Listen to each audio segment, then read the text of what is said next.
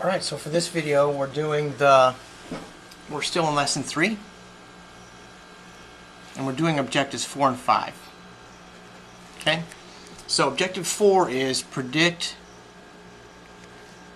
relative stabilities, which is gorgeous. This is our game. This is the game we play all the time. Predict the relative stabilities of allylic and benzylic carbocations. So let's look.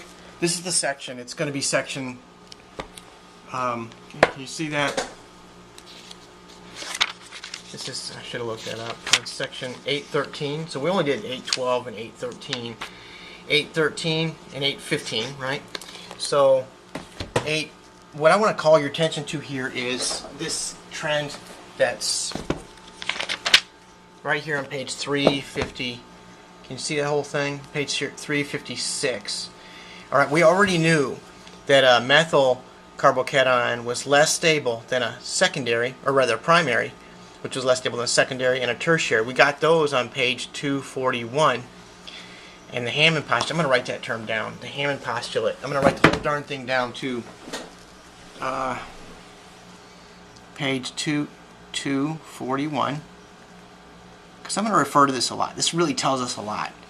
The Hammond postulate tells us that alkyl groups are electron donating.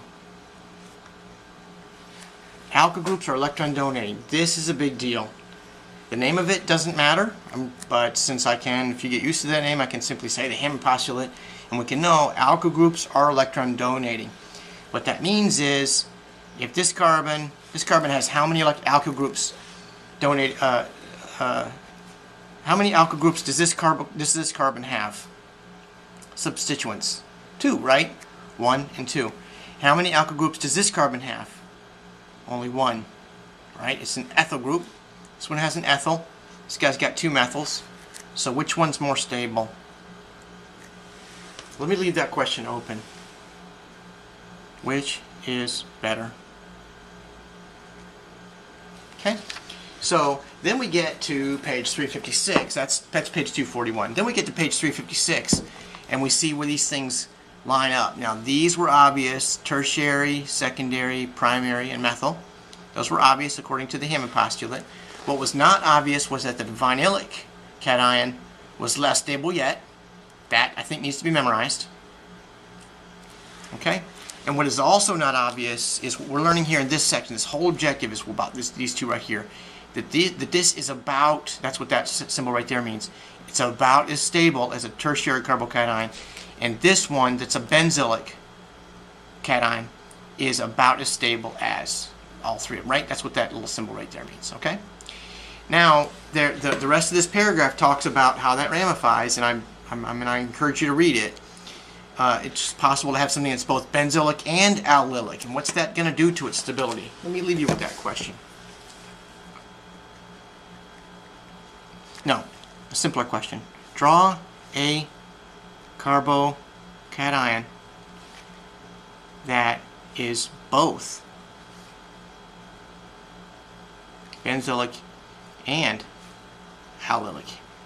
Oh, that's not a question, it's a statement, but alright. Question number 1, which of these two is better? Question number 2, draw a carbocation that's both benzylic and allylic. Alright, and the final objective for lesson 3 is 5. How does resonance, or delocalization really, could be aromaticity too, affect pKa? That's what we talked about today in class. Okay, so in lab. So what I said today in lab was, if we're thinking about an acid and a base, this equilibrium is always a statement. That equilibrium is always a reflection of the stability of this guy right here. Okay?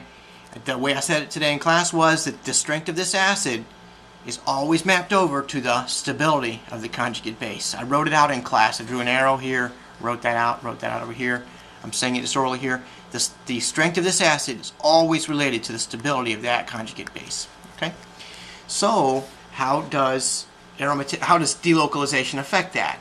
If we can, by delocalization, mollify that minus charge, in other words, suck them out, right? If we can get rid of that minus charge by delocalization, this becomes a better acid, and it in turn drops the pKa. Let me give you, I think, what is the classic example. The classic example here is two compounds that look like this. Okay? Both of them have an acid-base story that looks like this.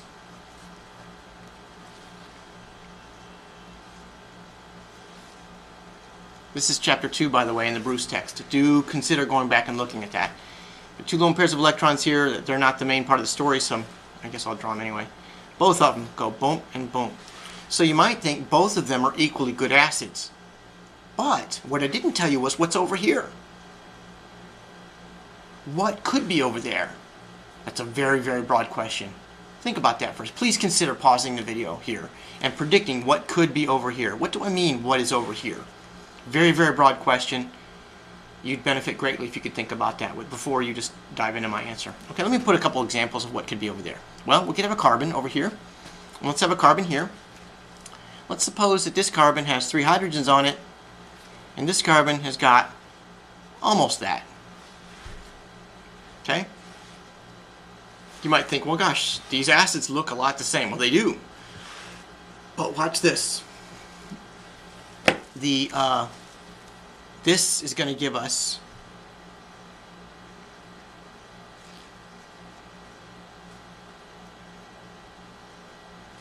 do you know the name of this acid? Please try to name that acid. Please try. Pause the video. Try to name that acid. Okay? I'm going to tell you what it is now. It's methanol. Right? You may say, well, that's not an acid. Well, maybe not, but it's acting as an acid here, right? It's donating a proton, so we are going to call it an acid here. In this story, it is an acid. Okay, what's this acid right here? Please consider pausing the video. Look it up, try to think about it. You'd be better off if you can get it yourself. Okay, that's formic acid. That is going to make that plus that. I didn't say what that base was, right? I'm just asking for you right now to suppose it's a base that's strong enough to abstract that proton. This is the same. It's a base that's strong enough to abstract that proton. Alright, what's the name of this? Again, I'm going to ask you, please consider pausing the video and coming up with the name of that. It will not be a waste of your time.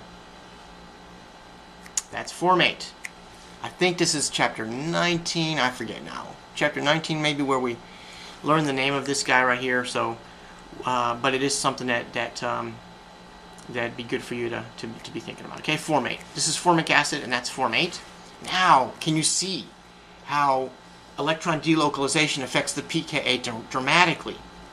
Why? Because this has no delocalization possible. Try to prove it to yourself. Draw resonance contributor here. Draw a resonance contributor there. Don't kill yourself. I'll warn you, it's impossible. There's no resonance contributor here at all. That would be a good question. Briefly explain why there's no resonance contributor. Briefly explain why there's no resonance contributor. That would be an essay answer of, say, 3 or 4 points. You'd have 3 or 4 keywords in your answer for that I'd be looking for if I said it to you. Alright, now in this case, draw a resonance contributor for this.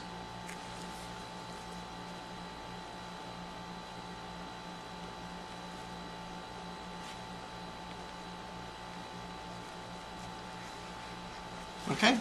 And I'm going to leave that as an open question for tomorrow morning. You draw a resonance contributor for that for tomorrow, and then you also tell me what's the pKa of this, and what's the pKa of this. How do you spell pKa? pKa? Yeah. Tell me what's the pKa of both of these. You can Google that. I really prefer that you look it up in your book. In case you all think I've been making up, telling stories about here's the list. Here's the stack of documents that I've got for you. Here are the pKa's.